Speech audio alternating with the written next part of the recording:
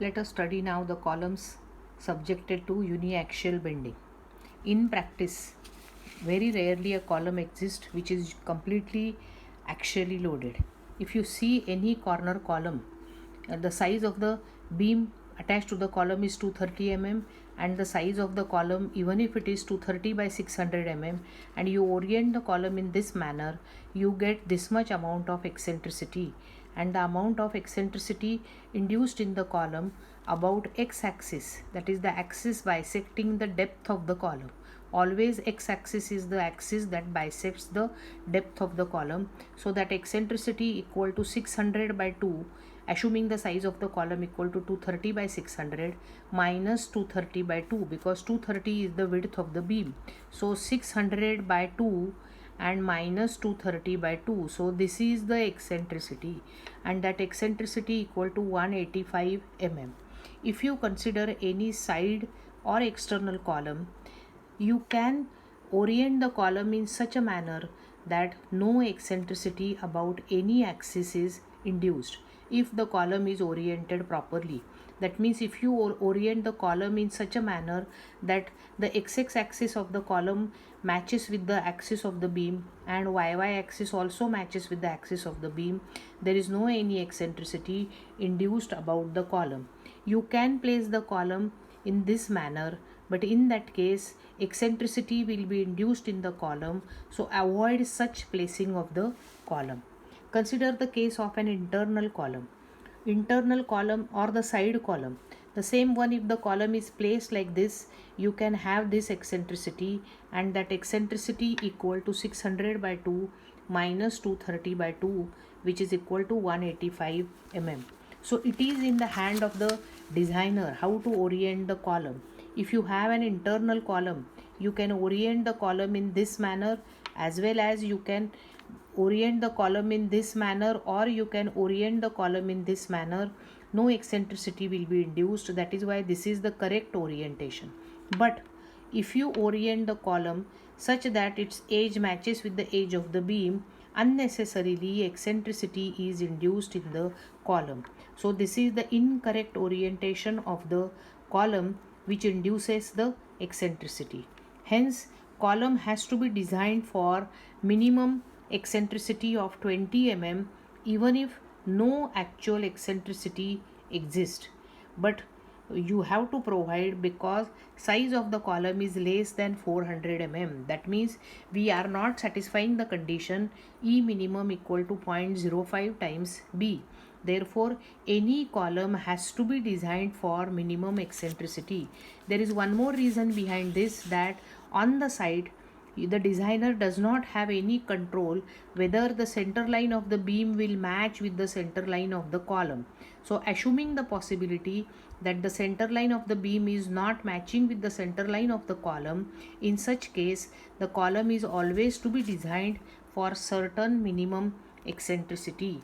Now when the column is to be designed for certain minimum eccentricity, you are designing the column for axial load plus uniaxial bending. When any member is subjected to a compressive force at some distance from the axis, that is at some eccentricity, the effective force that is induced on the member is the axial compression plus a moment, where the moment is equal to force into eccentricity. Now the effect of these two forces is to induce a direct stress on the column, which is equal to P by A, which can be written as P upon B by B into D. There is also bending stress induced, which is equal to My by I, where M is equal to the eccentricity, which is equal to Pe into Y upon I. So we get the total stress or the bending stress equal to Pe into Y upon I is nothing but Z. For a rectangular section, Z is equal to BD square by 6. So you get it as 6 Pe upon BD square. These values are drawn in the form of interaction charts for various grades of concrete and steel. The reason behind this is that if you want to design the column which is subjected to uniaxial bending, the process will be a trial and error process. That means decide the dimensions, find out the eccentricity, and check whether the stresses are within the permissible limit or not. So it becomes a trial and error process, and it is a very tedious design. For that purpose, a concept which is known as interaction diagram has been introduced. Now if you see this interaction diagram, on the interaction diagram, on the x-axis it is the value mu, and on the y-axis it is the value pu. The interaction diagram is a non-linear curve. So let us study the salient features of the interaction diagram. That it is a non-linear pattern. The curve is a non-linear pattern for a particular grade of concrete. It increases with the eccentricity. That means initially it increases with the eccentricity because moment goes on increasing, and it reaches the highest value. It reaches the value where a to b is the minimum eccentricity. After that it reaches the highest value where the column can be subjected to maximum eccentricity, so that is E maximum, and further that it again goes on reducing. So if we see, AB is the point where eccentricity is less than E minimum, whereas there naturally when the eccentricity is less than E minimum, failure will always by axial compression because it is a purely axially loaded column. So since failure is purely by axial compression, this is called as compression control region. If you go beyond this particular point, that is from B to D, eccentricity is more than minimum eccentricity. Therefore, the column will be subjected to bending plus axial compression. So naturally this particular zone, it is the zone where failure is by axial compression plus bending, and therefore this is the region which is called as compression plus flexure control region. So we get two regions. One is the compression control region, second one is the compression plus flexure control region. We have point A, where the point A is the point on the y-axis. Since it is the point on the y-axis, x value is 0, that is value of mu is 0. Mu is 0, it automatically indicates that eccentricity is 0 because mu equal to pu into E. Therefore eccentricity is 0. Therefore point A is called as point of 0 eccentricity. If you come on the x-axis, there is a point D. Now this is the point D on x-axis. That means its y coordinate is 0. That means there is no axial load on this particular point. So no axial load, but moment is there. That means only bending exists at this particular point. The meaning is that the section at this point does not behave as a column section, but it behaves as a flexural member, or it behaves as a beam, and therefore the section at this point acts as a beam. But though it is a beam, the reinforcement is provided on both the sides, so it behaves as a doubly reinforced beam because steel is placed on both the sides. Therefore we can say that there the flexural failure of this particular zone is purely flexural failure. Use of this interaction chart is made by the IS code for the purpose of design. IS code clearly mentions here that since the trial and error procedure is tedious, we have to use the solution given by the IS code is use of the ready-made interaction charts. So such ready-made interaction charts are given by the IS code in the special publication 16. So these interaction charts are given in the special publication 16. These charts are based on different grades of concrete, different grades of steel, as well as those are for various percentages of steel.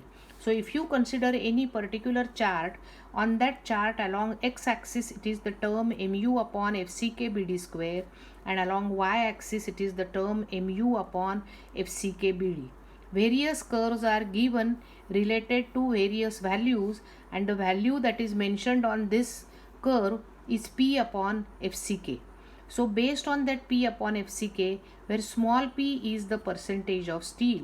So for a given column, if you know its PU, if you know its moment for which you are going to design the column, you can have a point at which what is the percentage of steel that can be determined by using these interaction charts. There are variety of interaction charts. The charts are of two types for rectangular section, when steel is provided only on two sides and when steel is provided equally on four sides. So that is the first type of charts for rectangular sections. Similar charts are available for circular sections also. The charts are available for grade FE 250, grade FE 415, as well as the charts are available for a term or for a value of d dash upon d equal to 0.05, 0.1, 0.15 and 0.2. And based on the requirement of the design, the designer has to select the proper chart. Using the proper chart, using the design values of PU, the designer has to assume its size of the column, and based on the size of the column, he has to select a proper curve, and based on that proper chart, he will be arriving at a particular value, and based on that value, he has to find out the percentage of steel. Sometimes it happens that the value comes where there is no, the interaction point comes where there is no any value. In such case, minimum percentage of steel is provided in the column, and the minimum percentage as it is mentioned in the IS code is 0.8%. So when the point of interaction lies below these curves, minimum percentage, that is 0.8%, is to be provided in the column. The same charts are used for both the axes, for bending about y axis as well as for bending about x axis. That is how the interaction diagrams are used for the purpose of design of the column subjected to axial load plus uniaxial bending. Thank you.